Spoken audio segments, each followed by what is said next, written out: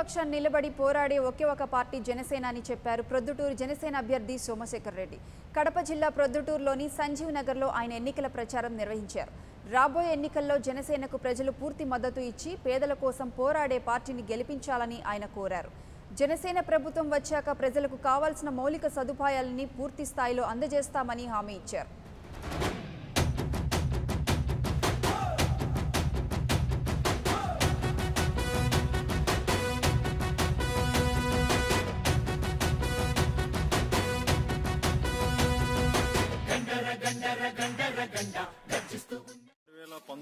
ఎన్నికల ఒక సమరంలో ఒకవైపు నీతికి, మరోవైపు అవినీతికి, ఒకవైపు అరాచకానికి, మరోవైపు సక్రమైన మార్గానికి, ఒకవైపు అభివృద్ధికి, మరోవైపు అభివృద్ధి నిరోధకానికి జరుగుతున్నటువంటి ఎన్నిక ఇది.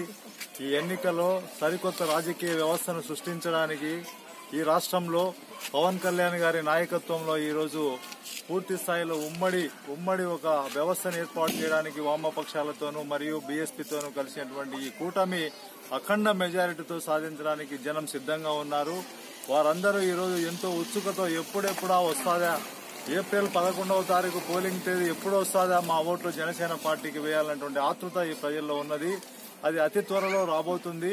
ఆ పరిపాలన కోసం కూడా, ఈ మార్పు కోసం ప్రతి ఒక్కరు ఈరోజు ప్రయత్నం చేస్తున్నారు. మార్పు కావాలి. ఈ ప్రొద్దుటూరు పట్టణంలో ఉన్నటువంటి అవినీతి, అక్రమాలు, అరాచకత్వానికి, గుండాయిజానికి, అలాగే దౌర్జన్యాలకి వ్యతిరేకంగా ప్రజలు తీర్పు ఇవ్వబోతున్నారు. ఈ తీర్పును ఈ ప్రజల యొక్క మన వెంట ఉన్నటువంటి అభిమానాన్ని చూస్తే ఆటోమేటిక్ అర్థమవుతుంది. వాళ్ళే బయటకు వచ్చి తప్పనిసరిగా పవన్ కళ్యాణ్ గారికి ఓటేస్తున్నామనేటువంటి పరిస్థితి ఈ రోజు ఉందంటే మీరందరికీ నేను మరొకసారి విన్నవించుకుంటాను. ఈ ప్రొద్దుటూరు పట్టణంలో మీరు జనసేన పార్టీ జెండా ఎగురవేసి పవన్ కళ్యాణ్ గారికి మనము కానుక ఇవ్వబోతున్నాం. అలాగే 35-40 సంవత్సరాలుగా నిర్లక్ష్యం వహించినటువంటి ప్రొద్దుటూరు అభివృద్ధిని కేవలం వచ్చిన 6 మాసాల్లోనే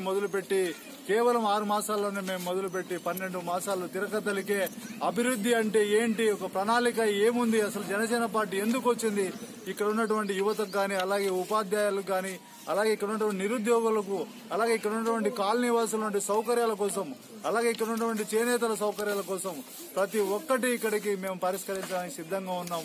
మమ్మల్ని ఆదరించడానికి, ఆశీర్వదించడానికి వాళ్ళు సిద్ధంగా ఉన్నారు. కాబట్టి వాళ్ళందరికీ నేను హృదయపూర్వకంగా, మనస్ఫూర్తిగా నేను అభినందనలు తెలియజేస్తున్నాను. తప్పనిసరిగా జనసేన పార్టీ జెండా ఇక్కడ ఎగురవేయడం ఖాయమని నేను ఈ వేదిక మీద.